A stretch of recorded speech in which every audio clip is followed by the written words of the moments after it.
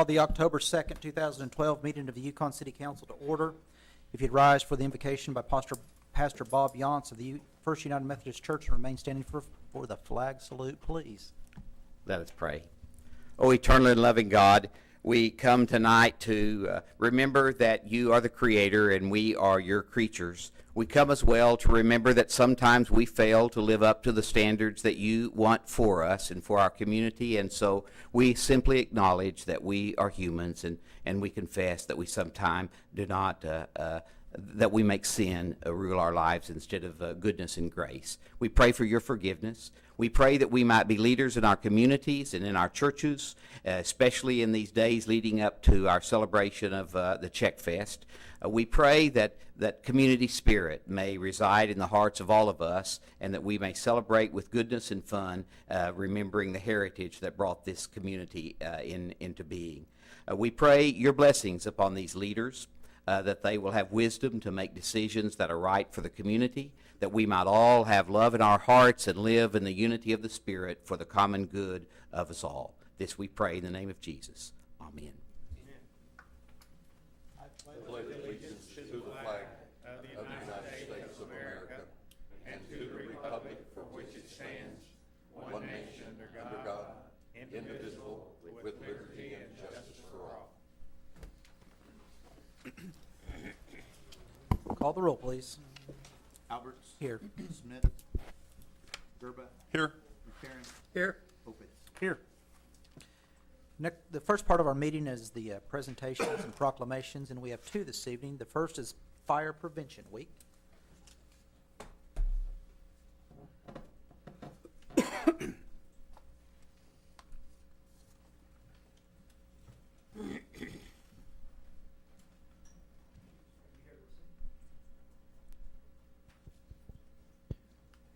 We'll start by reading the proclamation, and then I'll have the chief explain the purpose of it, and then introduce the gentlemen that are here with you this evening. I meant to memorize this, but I'll go ahead and read it since I haven't. All right, proclamation. Whereas the city of Yukon is committed to ensuring the safety and security of all those living and visiting our state, and whereas fire is a serious public safety concern, both locally and nationally, and homes are the locations where people are at great risk from fire, and whereas home fires kill more than 2,600 people in the United States in 2010. According to the latest research from the nonprofit National Fire Protection Association, and the fire departments in the United States responded to more than 369,000 home fires, and whereas residents who have planned and participated in home fire escape plans are more prepared and will therefore be more likely to survive a fire. And whereas only 1/3 of Americans have both developed and participated in a home fire escape plan, and whereas almost 3/4 of Americans do have an escape plan, however, less than half have actively participated in it. And whereas 1/3 of American households who've made whereas 1/3 of American households who made one and estimate they thought they would have at least 6 minutes. Is that right, Chief? Well, it looks a little complicated. Okay. I'm reading it. I know I'm not the greatest reader in the world, but that's what it says. 6 minutes before a fire in their home would become life-threatening, the time available is often less. And whereas working smoke alarms cut the risk of dying in a reported home fire in half. And whereas Yukon's first responders are dedicated to reducing the occurrence of home fires and home fire injuries through prevention and protection education.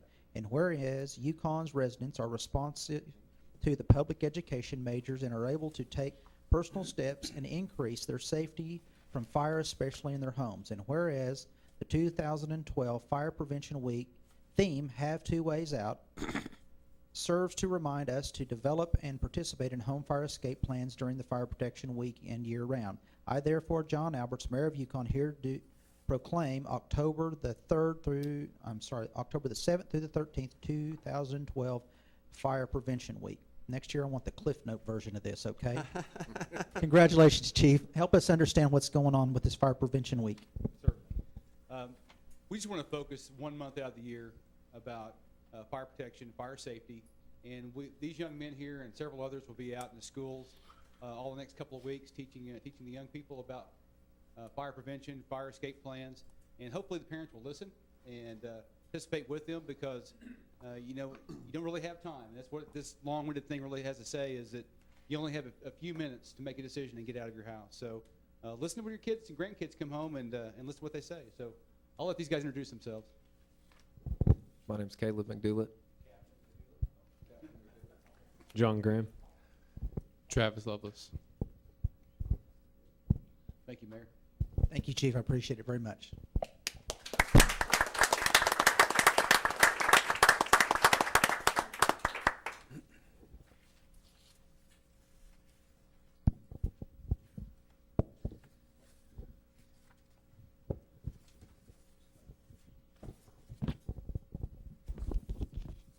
The next item that we have is a new award or a recognition that we want to start to share with notable people in the community.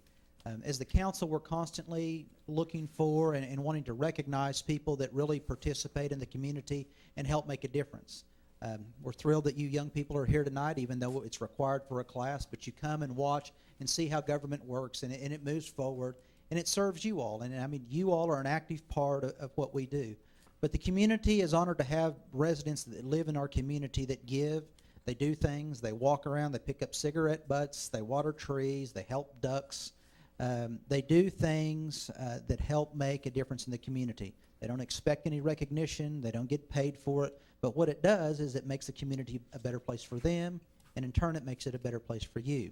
So we have an individual this evening that we would like to recognize because he exemplifies this service. He has been noticed by his neighbors and people around the community as an individual who, over by the Dale Robinson Center, takes a great deal of his time to work around the pond in the park over there, that he cares for the geese, that he's been noticed taking fish hooks out of geese. I don't know how he gets a hold of them. He wades out in the pond and collects up the trash. He waters the trees and the flowers. He helps maintain that park. We're not paying him, but for him to do that makes Yukon a better place for each one of you all to live. And that's what we're so thrilled that we have so many of those kind of people in Yukon. And we've started a new recognition. It's called the Yukon's Best Citizenship Award. And we want to start to honor people in the community that give back to the community, not for the recognition of it, but just because it's the right thing to do, because it makes Yukon a better place to live. And the first one of these awards, it goes to Mr. Bob Wheeler, and we'd like him to come forward at this time.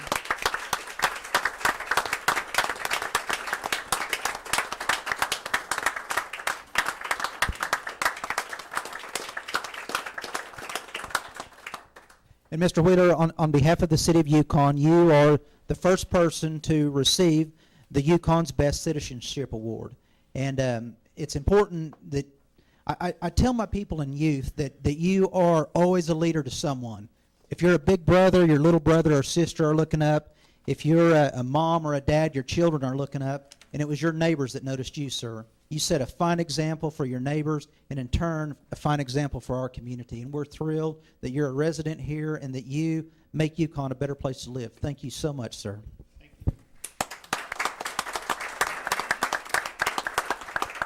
Well, it's kind of contagious when you get started doing something and other people see you doing it. They want to do it too, and kind of when people come down and to the park and stuff like that, they see it's nice and clean, and they leave it nice and clean. It's kind of contagious. Thank you. Thank you, sir.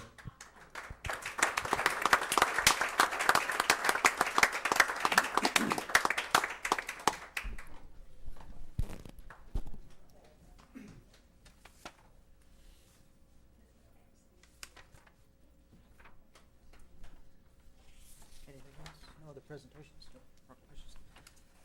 The next part of the agenda is the visitors section of the meeting, and this is an opportunity for anyone that would like to address the council about a non-agenda item.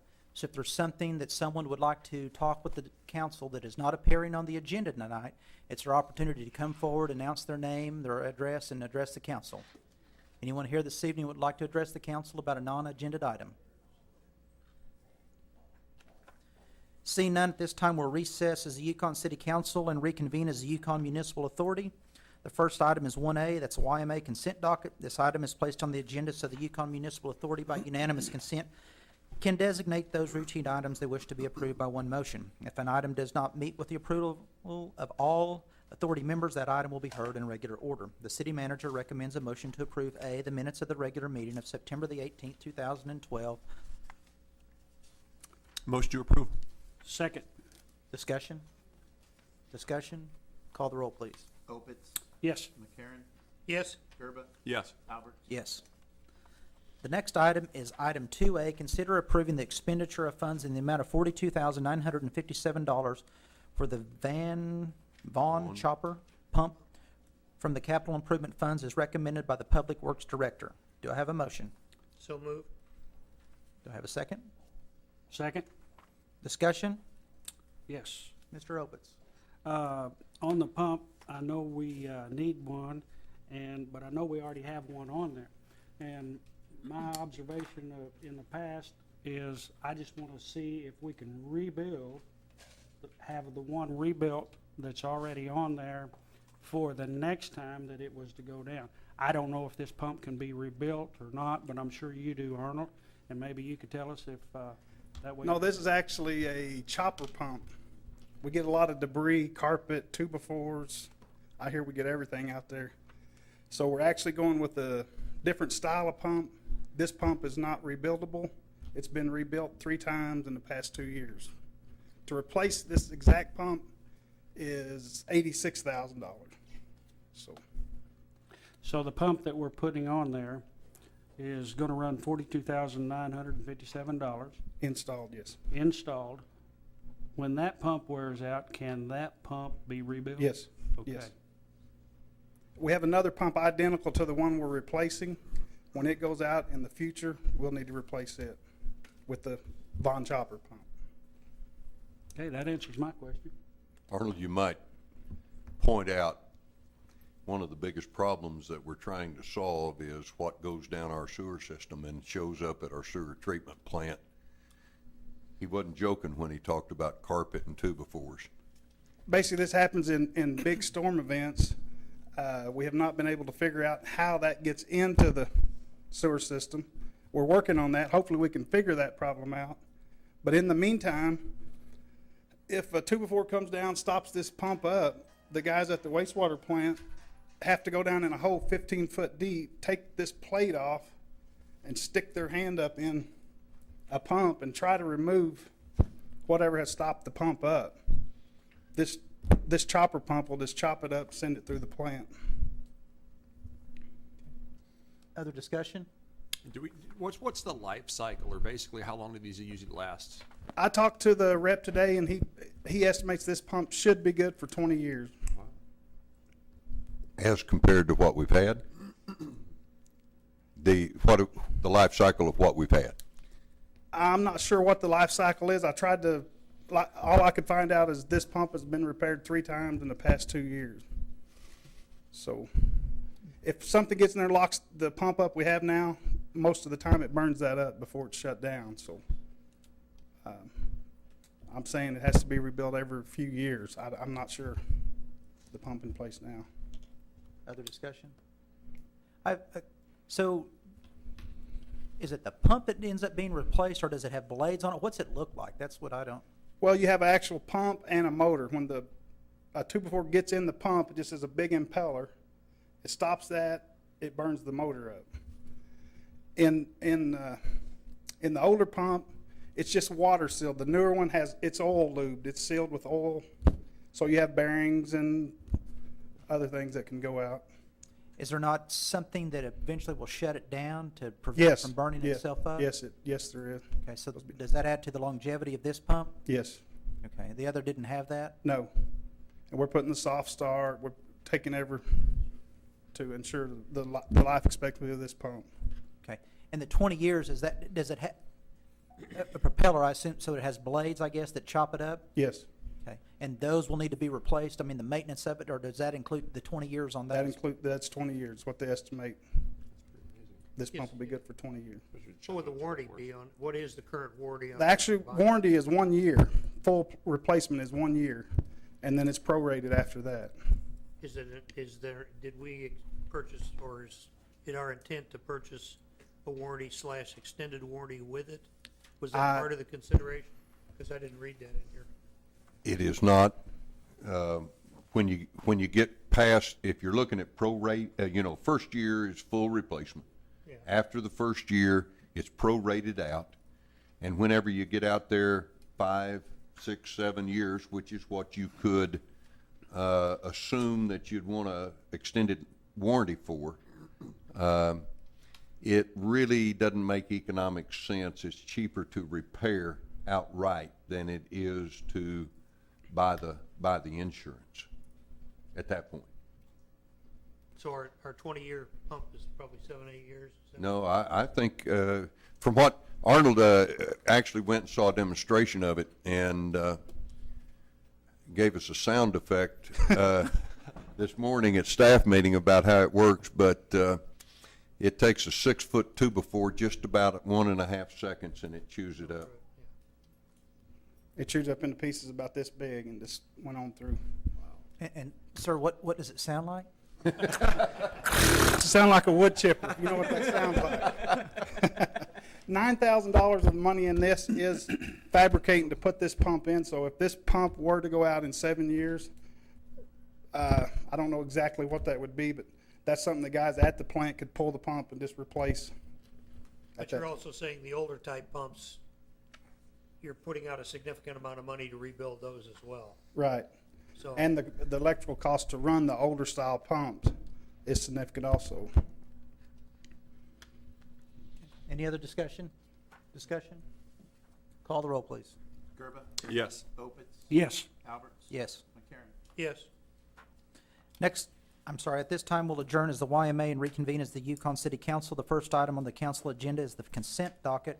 This item is placed on the agenda so the Yukon City Council by unanimous consent can designate those routine items they wish to be approved by one motion. If an item does not meet with the approval of all council members, that item will be heard in regular order.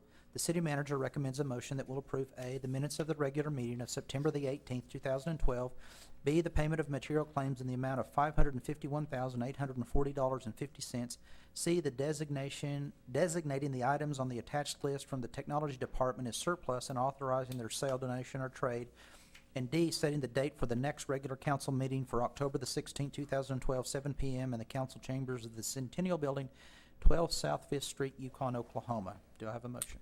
Motion to approve? Second. Discussion? Call the roll, please. Alberts, Yes. Gerba, Yes. McCarron, yes. Opitz, Yes.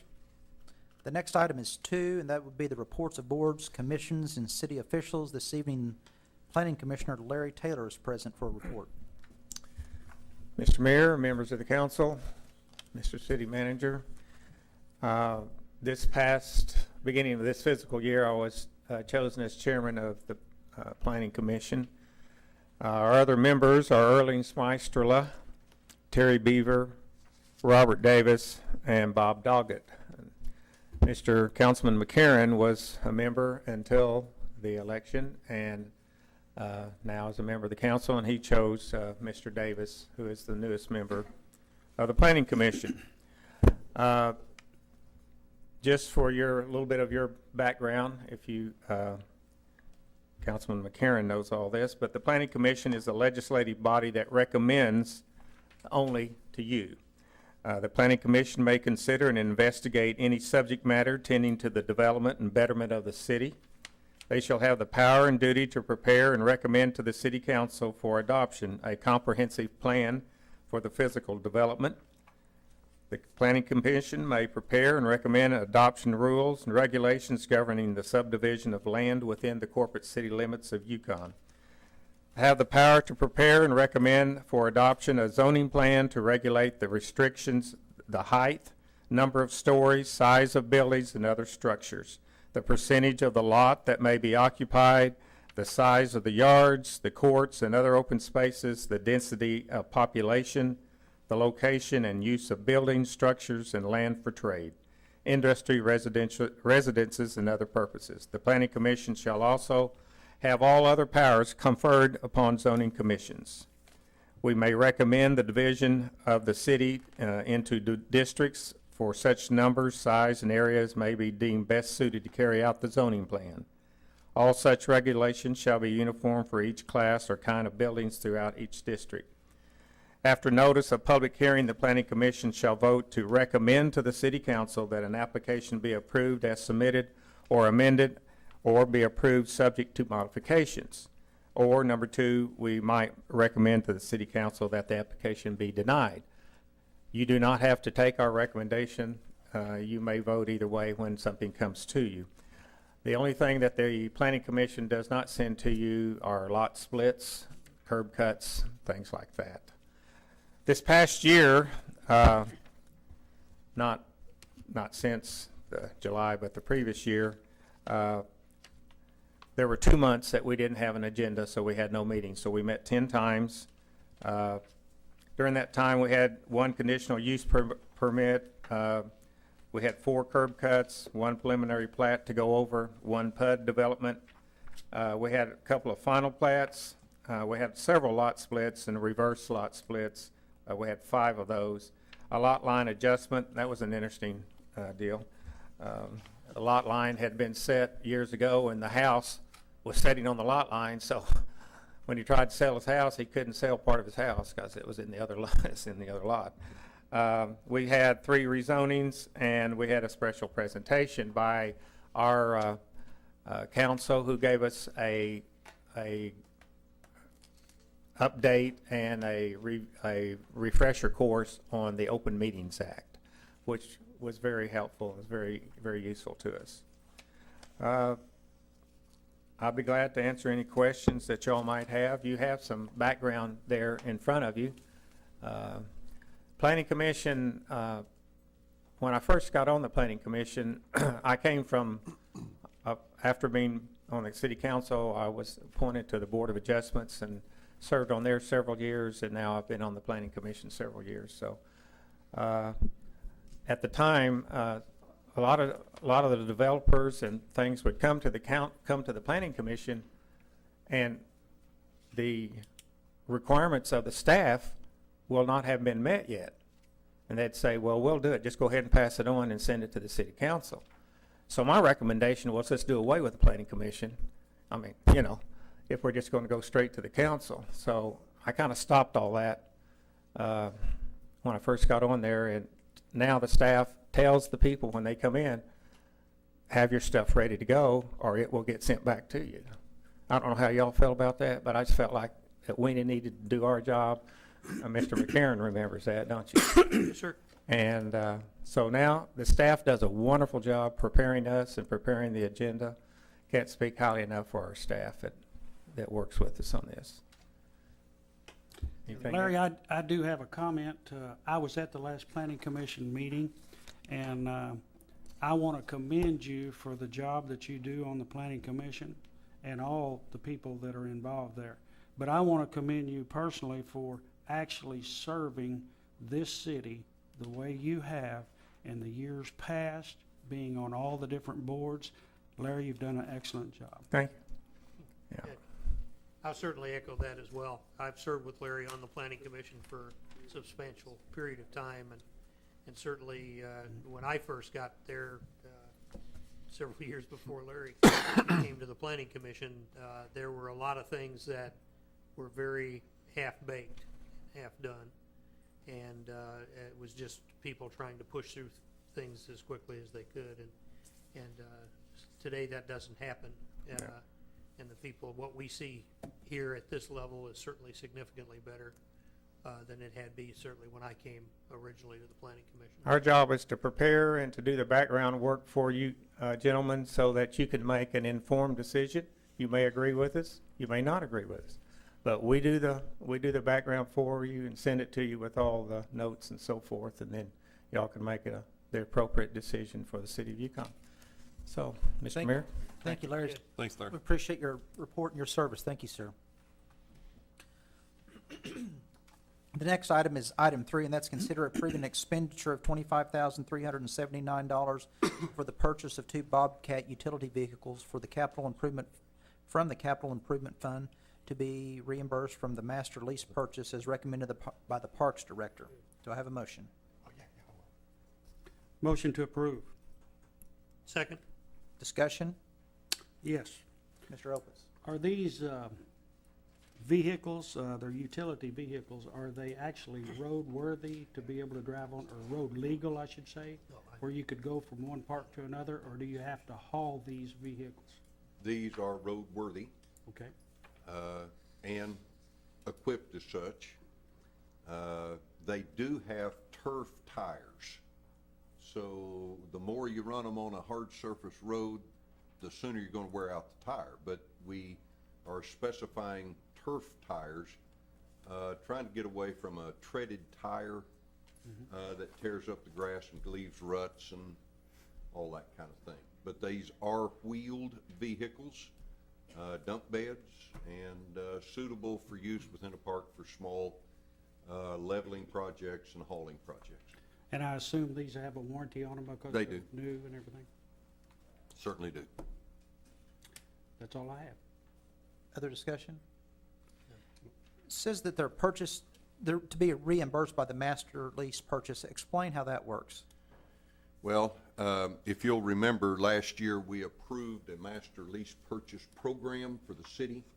The purpose of that program was to level out our cash flow requirements on a monthly basis rather than having the ups and downs, the hills and the valleys from of making a outright purchase this month, going maybe several months without a purchase or even years without a purchase. So we are continuing on with that program, which basically we lease several pieces of equipment for up to 4 years. We make a down payment, and it's really a good management tool to upgrade our equipment and our vehicle fleets. Okay, and I apologize. I know that but help me to remember. So we purchased them for the $25,000, but then we get reimbursed. So are they leased or are they purchased? Well, we purchase them outright and then put them on the master lease purchase program. Okay, So while we spend the money up front, then the lease purchase amount, which is usually about 10% less than the purchase price because of our down payment, that then is added to our lease purchase program. okay. So it helps. It helps even out the cash flow because we know every month exactly what cash flow requirement's going to be. With the reimbursement. Right. Okay. Any other discussion? Mr. McCarron? I'm still not very clear. Well, we want you to be clear. Yeah, I'm just, The money comes back from the lease purchase into the capital improvement fund. into the capital improvements account. So the debt is actually into the lease purchase. Master lease purchase program. Another way to explain it is you're essentially paying yourself back Back. out of the lease That's it. program. out of fund. the lease, so we're using that to cover the balance out the payments throughout the That's right. year. Okay. Discussion? Call the roll, please. McCarron. Yes. Alberts. Yes. Opitz. Yes. Gerba. Yes. The next item is 4, and that's consider approving an expenditure of funds not to exceed $42,500 for remodel work at Station Number 2 for the capital improvement funds as recommended by the fire chief. Motion to approve? Second. Discussion? Discussion? Call the roll, please. McCarron. Yes. Gerba. Yes. Alberts. Yes. Opitz. Yes. Number 5 is consider approving an expenditure of funds in the amount of $63,800 for restripping of the following streets. Number 1, Vandament Holly to London. Number 2, Northwest 10th, Shedeck to Vickery. Number 3, Cornwell, East Mesa Verde to I-40 Bridge Deck. 4, Cornwell, Bass to Janus. 5, Garth Brooks Main Street North to railroad tracks. From the Capital Improvement Fund as recommended by the Public Works Director. Do I have a motion? Motion to approve. Second? Discussion? Discussion? Call the roll, please. Gerba. Yes. Opitz. Yes. Alberts. Yes. McCarron. Yes. Next item is 6, consider approving an expenditure of funds not to exceed $60,000 for an emergency repair to the bridge located 1/8 mile north of Wagner Road on Yukon Parkway from the Capital Improvement Fund. Do I have a motion? So move. Have a second?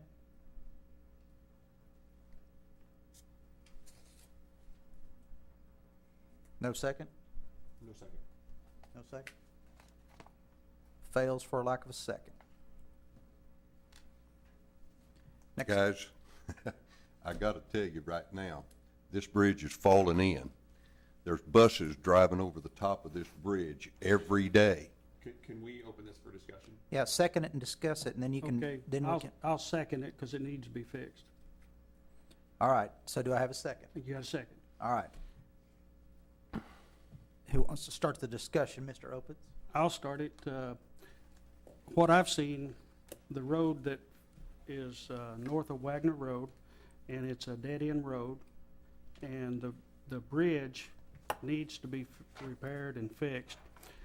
I'm thinking that it looks like you could go in there with a large tin horn and actually cover it, because it's not in a creek, it's not in a river, it's only runoff water off of one field of express ranches to another field of express ranches, and actually put it in right, and then, of course, cover it with the blacktop and make a road out of it. Now, the reason I say that is because when you're on Wagner Road is a highly, highly traveled road. The dead-end road is 12 to 15 homes that are up there, and yes, they have to have access, of course. But Wagner Road has probably, I don't know how many tin horns underneath Wagner Road, and it's very, very highly traveled.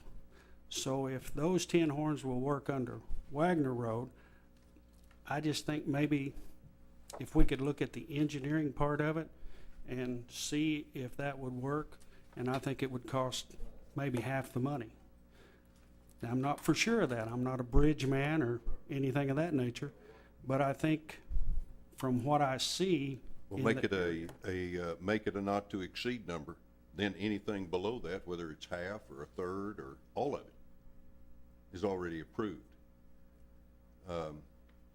I haven't slept since I find out about this, because I think about a bus driving across a bridge that's already got a busted timber on it, under it, and the nose of that bus goes into the creek.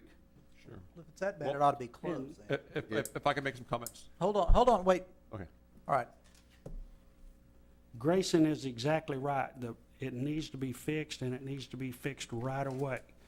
I hate that it got to this late in the program to fix this particular item, but I think if we just look at it, and maybe we could fix it a little more reasonable, because it is a dead-end road, and make it just as good a road as it is, or better now. So, All right. that's my discussion. And I'm not disagreeing that it needs to be repaired. I think I agree with Rick in that repairing this bridge, I'm just wondering if that's the most cost-effective solution. That's pretty much where I'm coming from. And if it is, I'm fine with doing that. But we just wanted to make sure that other avenues were investigated, i.e. maybe throwing a culvert in there and using earth to cover that, and versus a bridge. Grayson, is there someone here that can talk with us and help us to Arnold's understand? climbed under the bridge several times. And I'd also point out very quickly that part of this cost is that a road has to be built, a temporary road has to be built across this ditch to allow for traffic. It is the only way in and out of that area. So it's not all building a bridge. There's a temporary road that has to be built. Okay, well, help us. When we break look down at this, for us. like Grayson said, about $13,000 of this is building the bypass so we can build the bridge. If you put a galvanized tin horn in there, Robbie, you have any idea of what that's 20 years tops? Yes, 10 to 20 years. If we put this 6x3 RCB in there, it's going to be there 50 to 100 years. What's a 6x3 RCB? That means it's a 6 foot wide, 3 foot high concrete box. That's the opening that the water Reinforced can go concrete through. box. Reinforced concrete box. And also, the bridge right now is not wide enough for 2 cars to even pass. We're making it wide enough for 2 lanes. In the future, if we widen Yukon Parkway, the bridge will already be in place. Now, structurally, what's it going to be made out of? It's not going to be wood. Concrete. Okay. Reinforced. Okay. But now keep in mind, we're talking about a dead-end road here that's never going to be all the way through by any means. I mean, it ends at the ranch.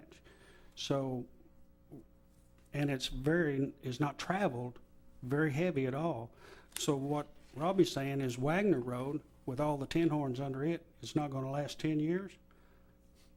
I don't know about that. So I just would like to see a little bit more done on it. Now, it needs to be fixed right away, though. Then I have one final question I have. Are there any, if we're going to do this repair, are there any guardrails or any, I was just looking at it and it seems like it's relatively easy, especially as narrow as it is, for a car to go off it. I just want to basically, if we do the repair and somebody ends up getting injured by going off the edge of it, that could be a pretty serious situation for the city. I don't know about a guardrail, but there will be a short curb on each edge of the bridge. Yeah, this goes back to my planning commission. All of that area out there is in the floodplain. And one of the serious problems is no matter what you put out there is going to get wasted pretty quickly unless you do something reasonably substantial. And, you know, I don't think I ever attended a meeting where we didn't discuss the water flow that's running between those fields and coming off of Wagner Road down through there. And that's the reason that I initiated to say that if you're going to fix it, you know, fix it right and do it well. That's, you know, my feeling on that, because that's out, you know, it's certainly in our area out there, and Wagner Road is going to be another discussion later on, because we've got more than a few issues out there already, so. So this is it's a concrete culvert that's going under there. That's correct. Other discussion? Mr. Mayor, I might suggest that I did have a matter of interest here. If this is off of Brewer's unit price contract, then we need to at least identify that and declare it an emergency.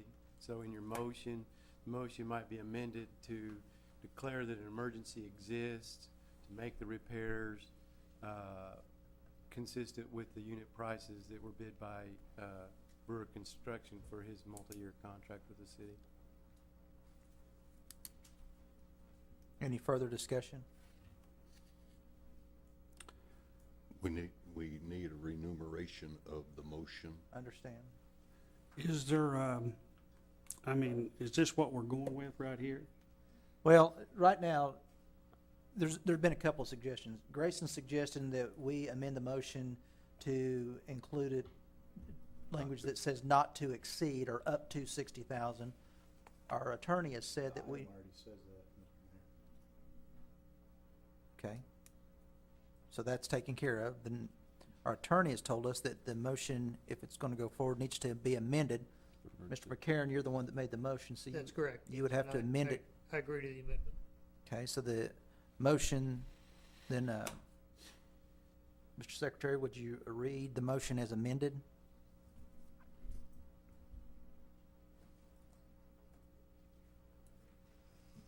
Sorry.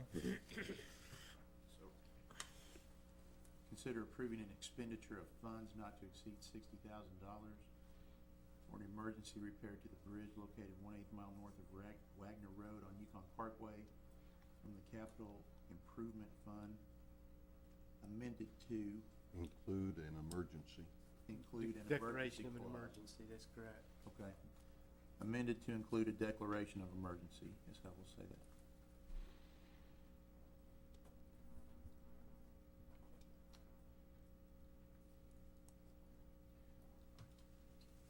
All right.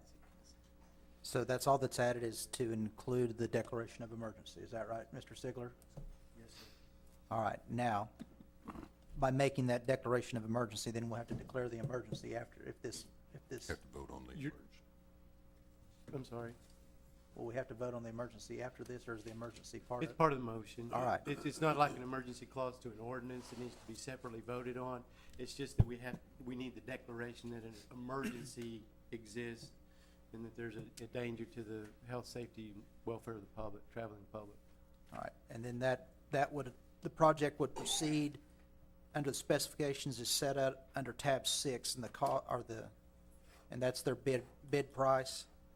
Well, actually, the way that the motion reads and the way that the agenda item reads, it would be up to the city manager to use his best judgment for the best interest of the city and the citizens of that area to remedy the emergency by expending no more than $60,000 in whatever manner he chooses.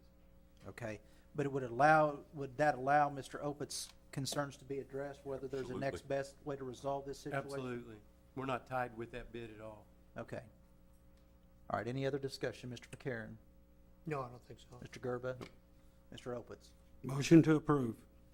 Second. All right. So we've got the amendment, we have a second to the amendment. Is that right? Sure, vote on the And a little- amendment. Little unorthodox. Ro- All right, so roll call first on we'll the need to amendment. vote. Roll call on the amendment. Alberts. Yes. Opitz. Yes. McCarron. Yes. Gerba. Yes. All right. Any further discussion on the motion itself? The amended motion? Call the roll. Opitz. Yes. McCarron. Yes. Gerba. Yes. Alberts. Yes. All right, now to the easy stuff. All right.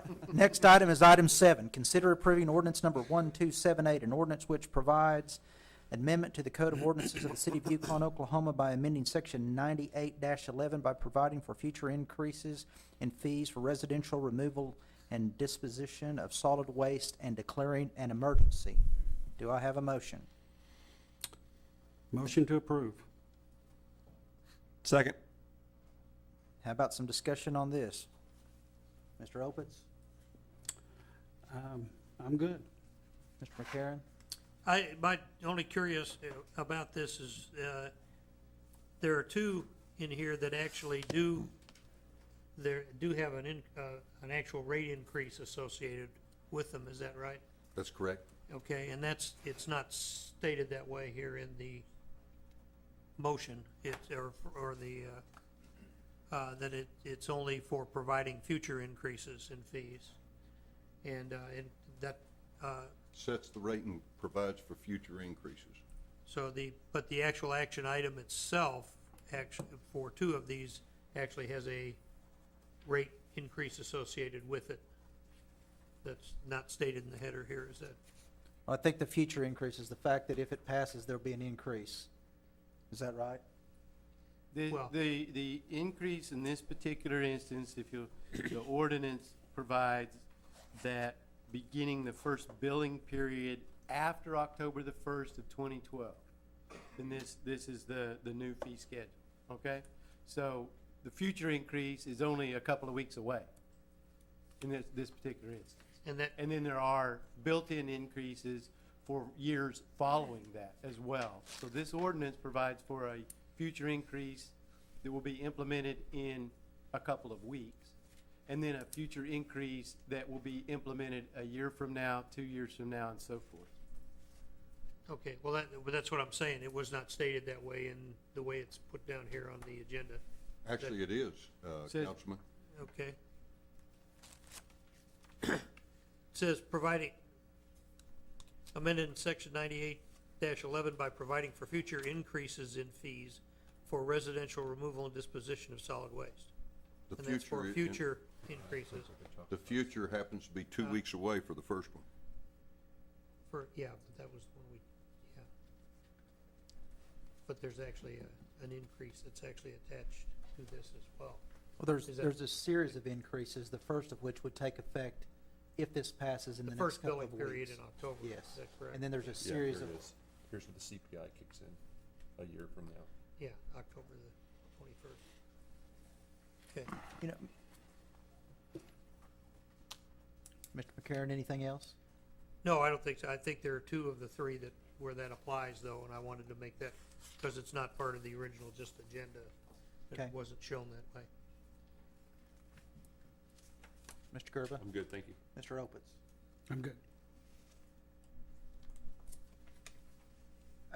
I would like a little explanation because I started to receive some emails late in the day about the next three. There's trash, there's this sewer, and there's the water. And Grayson, if you could share just a little bit tonight why it's important that we separate these and why these increases are necessary. I think from the email that I received, they were alarmed that there was going to be a 20% increase, and I had received an email earlier in the day that suggested that perhaps we should decrease our water rates because the city was doing so well. So do you mind taking just a minute and sharing with the Be happy to. public? As I wrote to you in the memo 2 weeks ago, and I will reiterate this evening, as it relates to the solid waste, and if it's okay, I'll carry on through with the explanation as we move through on all of them. I think that'd be the most, Mr. Sigler, is that all right if we do that? Yes, absolutely. I think that'd be the most So efficient way. on the sanitation rates, if you will remember, we had purported to you that the improvements to our sanitation system could be accomplished within the existing rate structure, within the budget as it was at that time. Some months later, the executives with OEMA presented us a amended agreement with them concerning the transfer station, the hauling of our trash, and the disposal of our trash that included a $4.01 increase per ton to that fee. Additionally, they presented us a brand new amendment which called for a fee of $16 and some odd cents per ton to operate the transfer station and do the hauling alone. That amounted to a $20 per ton increase that they were proposing. It was at that point that we sent out a request for proposal. We sought bidders to come in and tell us what they would do the whole operation. That's operate the transfer station, haul the trash, and dispose of it as one bid, and further what it would be if they split it up into 3 different segments of the operation. After receiving 2 other bids, and our sanitation department in and of themselves presented a full bid as well, it was determined that our sanitation department could do a better job and more effective job cheaper than what going with the other companies, the private companies, had held for us.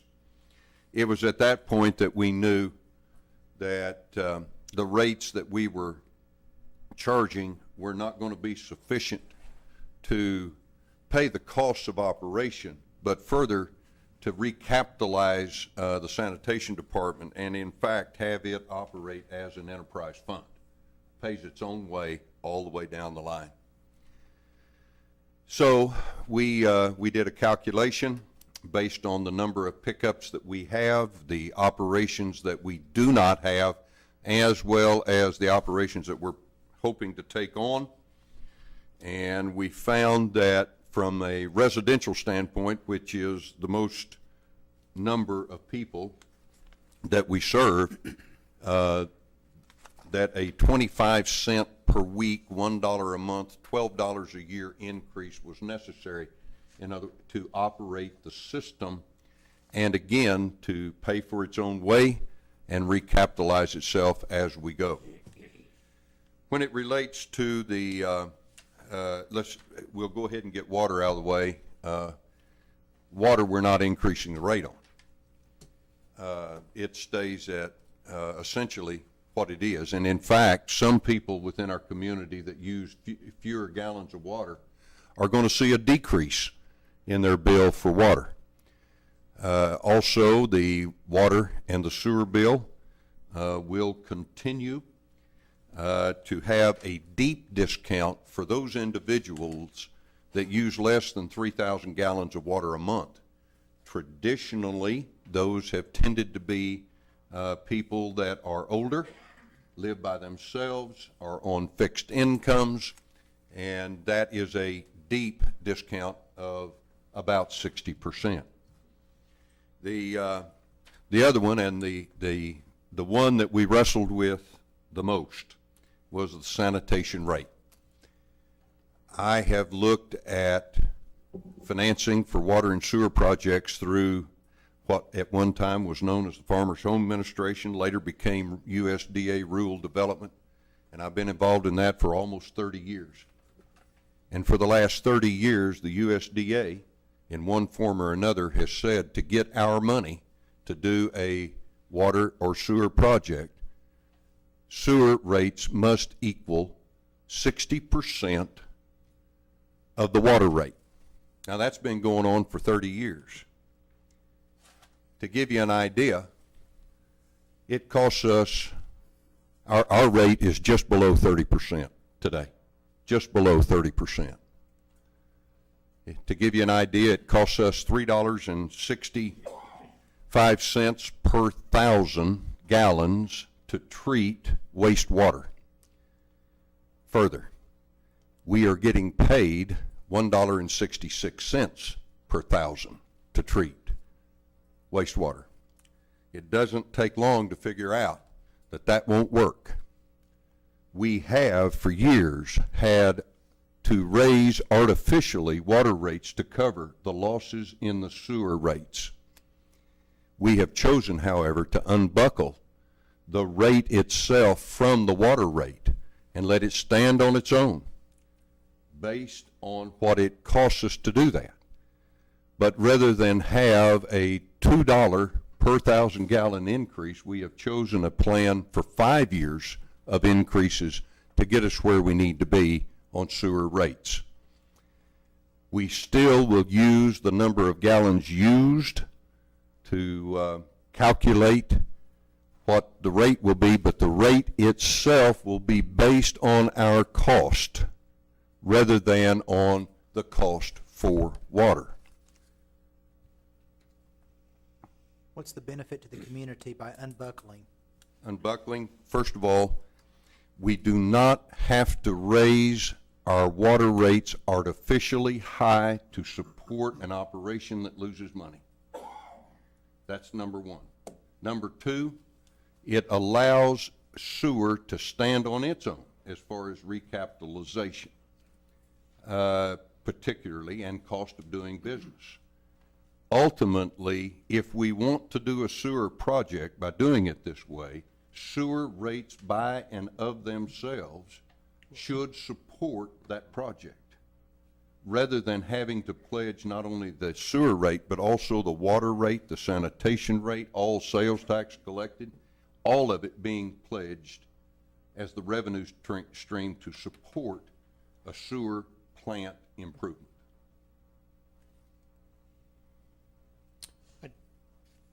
Mr. McCarron. I also think that one of the things that's pretty important here, when I just campaigned this last year, I had a number of folks that were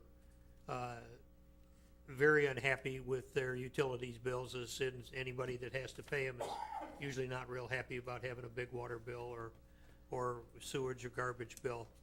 But since they were intertwined, we agreed to unbuckle them, which I think was a very good thing and probably a pretty difficult task for the city to undertake, and they've done that. And I appreciate the fact that they have. I think maybe a comment right now from Grayson on where we stand in other local communities would be very appropriate, because we are pretty much in the dead center of all of the other communities that surround us as far as what we pay for our services. Actually, in most cases, we're $1 below. Well, we have instructed all of the department heads as they come with recommendations concerning rates within the city that they will be sensitive to our neighbors and to the rate structure within our neighbors' communities, and that we will stay below the average as we move forward. We don't want to leave any money on the table, but at the same time, we do not want to be considered the highest place for utilities in the entire metro while we're trying to grow our community. So we are, in fact, just about $1 below average on every rate across the board. Other discussion? Not for me, thank you. Mr. Gerba? Mr. Opitz? I'm good. Grayson, do you mind sharing that information with the newspaper, and could we put it on our website and maybe get it to the Chamber of Commerce? Just because I think that people are going to be concerned about this, this increase in the utilities, and I think it's important to share as much information as we can. Actually, 2 weeks ago, I shared that with Conrad, giving him my memo laying out the rationale for the way we were viewing each of the rates. He has that. I'll be happy to visit with him additionally beyond that for any questions that he may have. Okay, and what I'm talking about is what Mr. McCarron just asked about, comparing our rates to the other, Sure. the local, just so we can see, so the citizens can see what the people around us are spending. I think that might Yeah, be helpful. And I we think have it's- those rate studies as well. Right, yeah, I've seen them before. I think it's extremely important that the entire city of Yukon understand really where your money goes and and how it's being used in the community. And if you take a few minutes to look at that chart, it doesn't take you very long to figure out that we're being very good caretakers of the monies that we use, and they're being used appropriately. So I think that's an important thing to give out through Grayson and the newspaper, so that people do understand that. Okay. Any other discussion? Call the roll. Opitz. Yes. Gerba. Yes. McCarron. Yes. Alberts. Yes. 7A, approve the emergency. Motion to approve. Second. Discussion? Call the roll, please. McCarron. Yes. Gerba. Yes. Alberts. Yes. Opitz. Yes. Next item is 8, consider approving ordinance number 1279, an ordinance which provides abatement to the code, amendment, to the Code of Ordinances of the City of Yukon, Oklahoma by amending section 114-35 by providing future increase in fees for use and maintenance of sanitary sewer system and declaring an emergency. Do I have a motion? So moved. A second? Second. Discussion? Discussion? Call the roll, please. Opitz. Yes. Alberts. Yes. McCarron. Yes. Gerba. Yes. Next item is 8A, consider approving the emergency. Motion to approve. Second. Discussion? Discussion? Call the roll. Alberts. Yes. McCarron. Yes. Opitz. Yes. Gerba. Yes. Next item is 9, consider approving ordinance number 1280, an ordinance which approves an amendment to Code of Ordinance of City of Yukon, Oklahoma by amending section 114-34 by providing future increases in fees for water services and declaring an emergency. Do I have a motion? Motion to approve. Second. Discussion? Discussion? Call the roll, please. Gerba. Yes. Alberts. Yes. McCarron. Yes. Opitz. Yes. 9A is consider approving the emergency. Do I have a motion? Motion to approve. Discussion? I'm sorry, do I have a second? Second. Discussion? Call the roll, please. Alberts. Yes. Opitz. Yes. Gerba. Yes. McCarron. Yes. Next item is 10, the city manager's report. First up is an events report. Saturday is the Czech Festival. We are spending the entire week getting ready, painting curbs, sweeping the streets, polishing our shoes, brushing our teeth, and trying to get ready to host a bunch of people that are coming to town. I will tell you very quickly, you might want to bundle up. The weather forecast is a high below 50 with northerly winds that will make it brisk. I am also told, since this is really only my second Czech festival, that it really doesn't matter. People are still going to come down and enjoy the parade and want to eat lots of food and enjoy the kolaches. So we do hope that everybody will come. Secondly, Jan has handed me a note. Annually, we give away about 250 trees. These trees are made possible by Apache Oil Foundation, along with the Tree Bank Foundation. There are 250 trees to be given away. at the City Park football field. You can have, Jan, two per person. These are maples, redbuds, Chinese pistache, oak, and elm trees. That will be from 5:30 to 7 p.m. October the 12th at the football field at City Park. So please be aware, if you're needing trees, they will be available. These are free trees, except you have to plant them. So that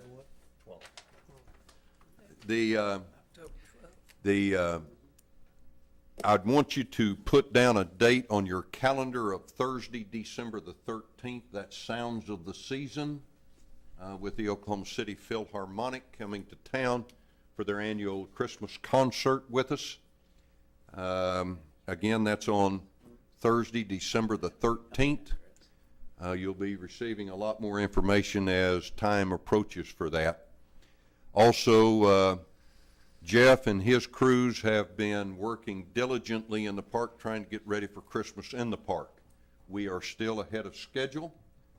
We anticipate by the end of the week, this week, that we will be a long way toward having all the houses set, all of the non-animated displays set, and be moving forward on the animated displays very quickly.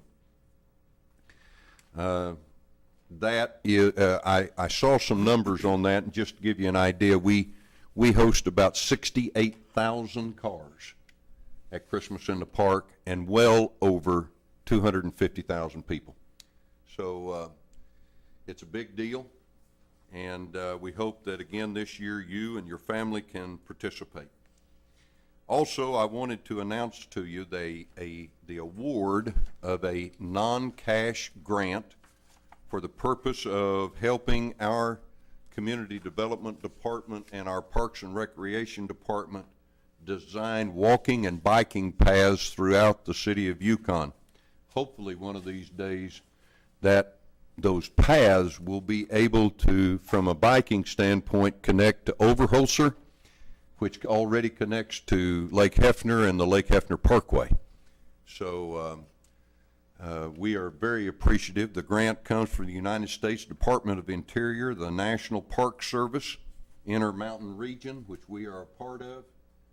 Again, it's a non-cash award, but it is support with their expertise, as well as putting us in position for further grants after the planning is done, which may help us pay for the establishment of all of those trails, both biking and other.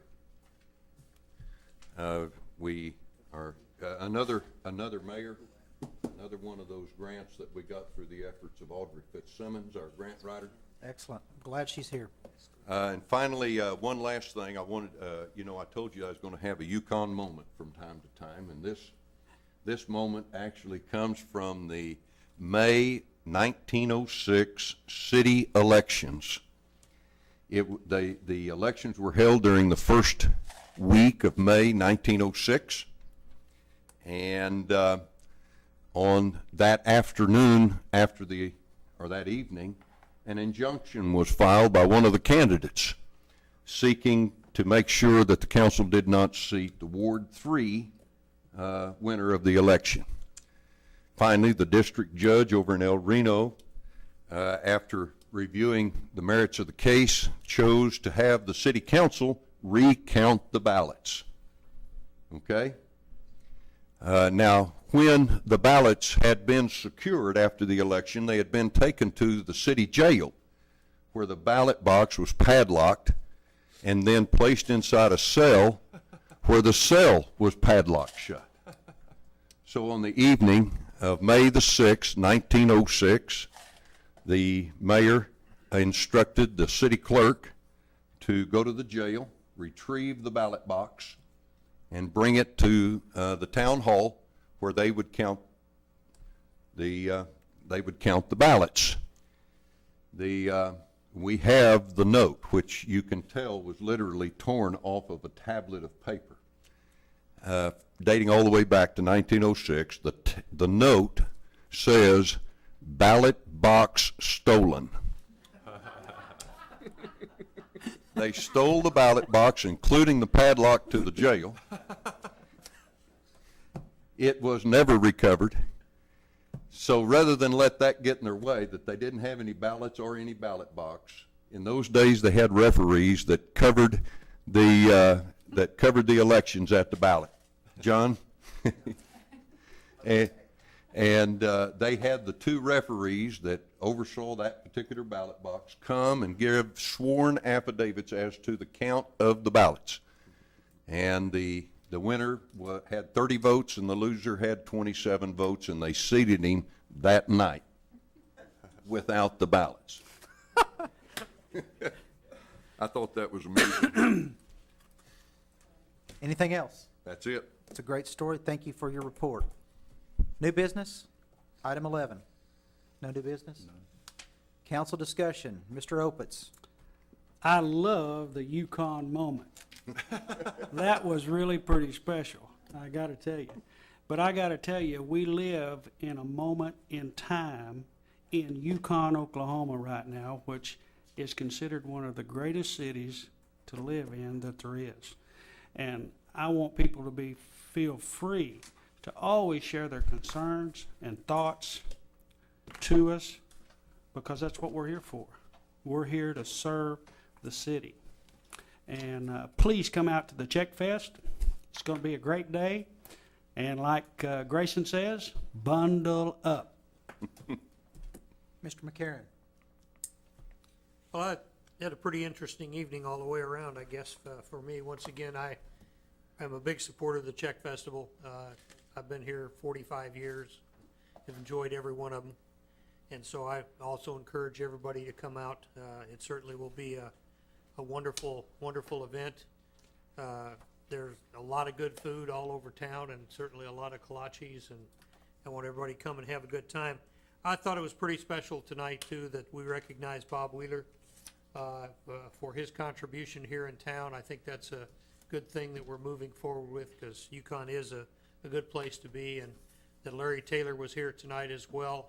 Larry has served, a lot of folks don't know this, but he's served for over 20 years here in the city at just almost every capacity that you can, and it's pretty important to recognize and appreciate people who are willing to give their time and energy, because sometimes sitting up here isn't always a lot of fun. I am really grateful also that Grayson is finally going to get to use our new street sweeper to clean up after the festival. And certainly the tree giveaway is a good thing, and of course the Philharmonic. Yukon is a good place to live, and I certainly enjoy being here. And that's all for me. Mr. Gerba. I'm always last. Everybody else gets to always say, "Hey, come out to the festival," and what do I do? "Hey, come on out to the festival." No, but go ahead and have everybody come out. It's going to be a good time. Bundle up. Don't let the weather frighten you away. John's going to be our Grand Marshal this year, so absolutely wear your scarf, John. We'll be right behind you. And just to kind of piggyback on what everybody else said about Yukon being such a fantastic place to live. To me, these festivals get better every year. With the community involvement that we've got, we're continually recognizing citizens for doing the right thing, and that's why we love to live here. And that's all I have, Mr. Mayor. You might ask John if he was there when they stole the ballot box. Oh, wow.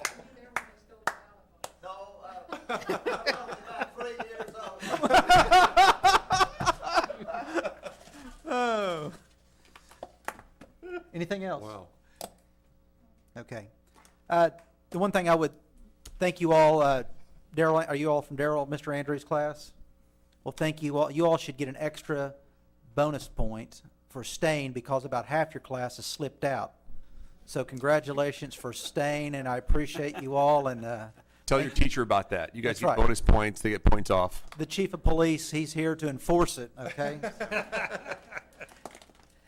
That's really all I have to say. Thank you for a nice long meeting. I do enjoy the fact that we have a good discussion here with this council. And we sometimes it seems like, we get a hard time sometimes for being 5-0. And I think that a lot of times we're 5-0 But whenever we need to have a discussion, I think we do have a discussion. And I appreciate the discussion tonight and the progress that we're making.